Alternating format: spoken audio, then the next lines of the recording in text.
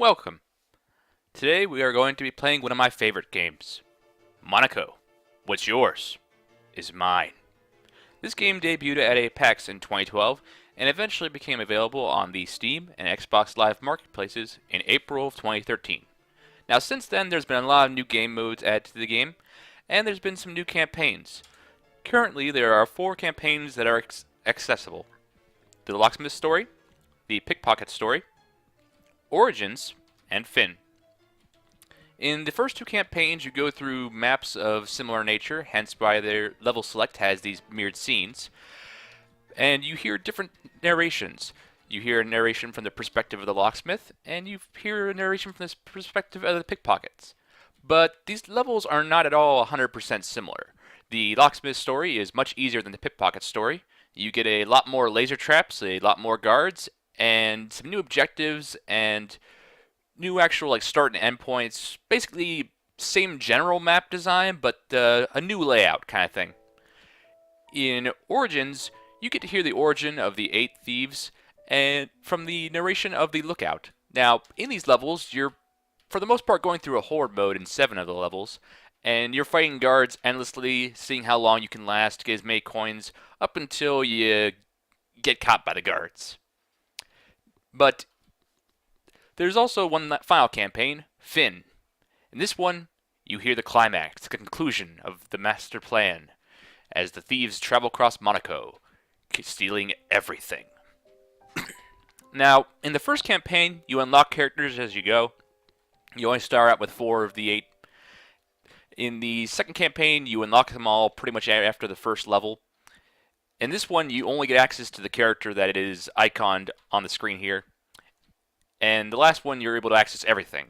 I kind of want to show everyone off early, but as I don't want to do spoilers or at all this early on, we're going to be playing through a tutorial level a friend of mine made.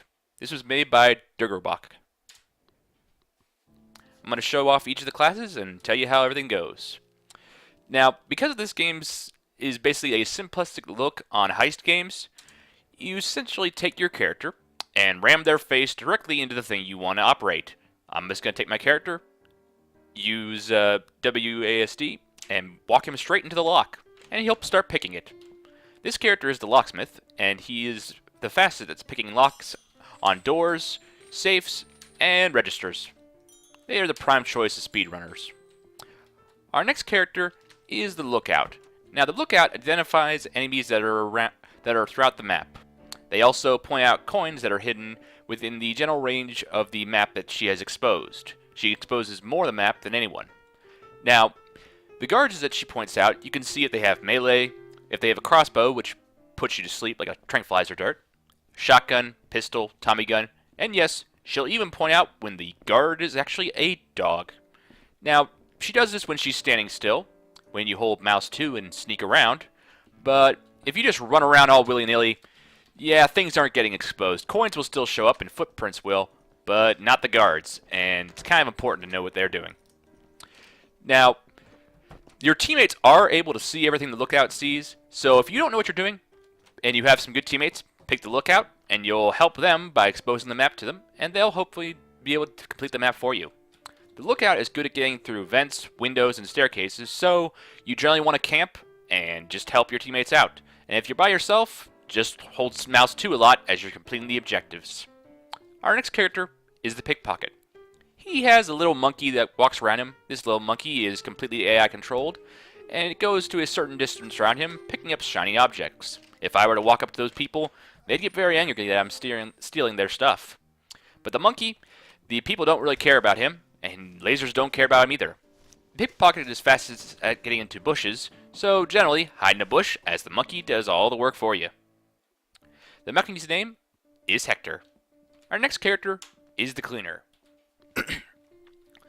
This doctor gone wrong has tons of chloroform, which he can use to knock people out. Now, there's something in this game called suspicion. If you see that little question mark there, that is the suspicion meter. If that question mark reaches full or becomes an exclamation point, this guy will know I'm here and he's going to try and alert guards. But as long as that thing is not full, I can knock him out by running into him, or I can hold mouse 2 and I can sneak up on the enemy.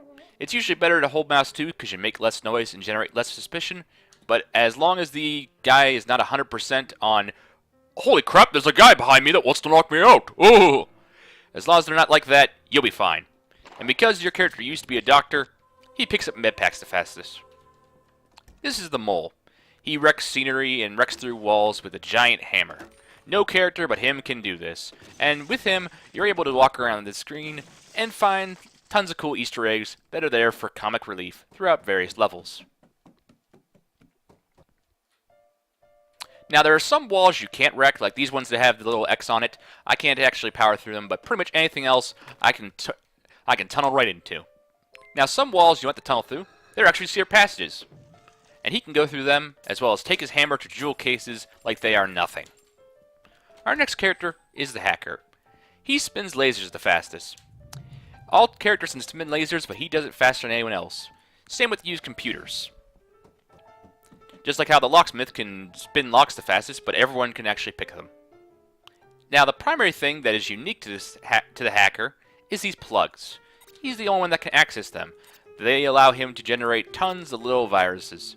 Now, these plugs spawn at random points, so they're not always in the same place when you go to a map. So, he gives a lot of replay to any kind of map, but sometimes they spawn in places you really can't reach, and that's a bit of a bother. This is the Redhead. The first thing that sees her will fall in love with her. Now, as they love her, they will walk around here, kind of like the monkey of the pickpocket, and they'll do things for her, like, oh, hold doors for the lady. Oh, that's a security guard. It's going to go off and set an alarm on me, and he'll hold it for me too. He just walks around me as I get near things.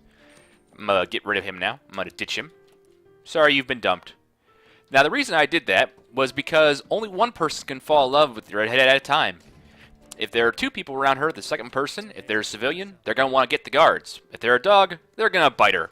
And if they are a guard, they're going to want to hurt her. So yeah, even though everyone succumbs to her charms, even women and dogs, she has standards because, well, she can't be with more than one person at once. Now, if I had a teammate and they died, they would just show up on the ground as a skeleton, colored like their character. If they're red, they're the Redhead. If they're yellow, they're the pickpocket, and so on. Now, when they're a little skeleton on the ground, none of their powers are activated. Like if the lookout has died, her ability to see enemies is lost by everyone. So, you want to walk up to that person and resurrect them by standing over them. And if you're the Redhead, the time at which it takes you to resurrect somebody is shorter than any other time. After all, she kisses civilians, guards, and dogs. It makes sense that she'd give you mouth-to-mouth resuscitation, so you come back to life faster. Our next character is my favorite character, the Gentleman. Now, as you can see, he just put on a little coat. The Gentleman is able to generate disguises all by himself. If you run in front of enemies, this disguise will drop very quickly. If you stand hidden from people, it will regenerate, all on its own. And if you hold mouse 2, it will drop very slowly.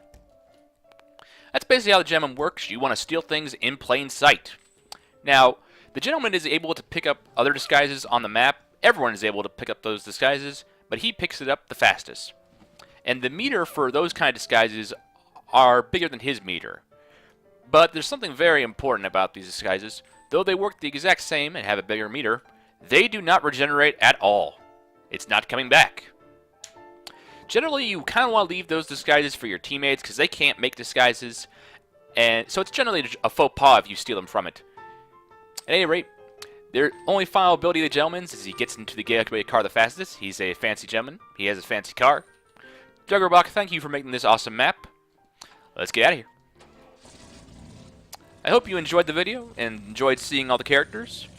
I simply like the idea of stealing things in plain sight, so that's why I tend to use the Gentleman, especially when I don't know what I'm doing, because I feel he's kind of the most powerful character in the game.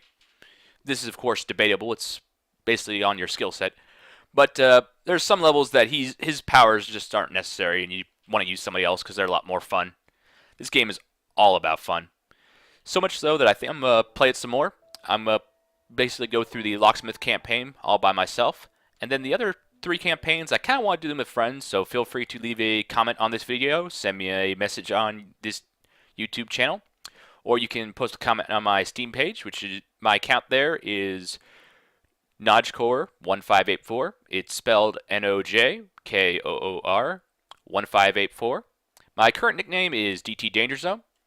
Make sure to leave a comment via one of those methods before you send me a friend request to play this game, or else I'm probably going to think you're a spammer and ignore their friend request. At any rate, I hope you enjoyed this playthrough, and we'll come back for more of this game. Take care.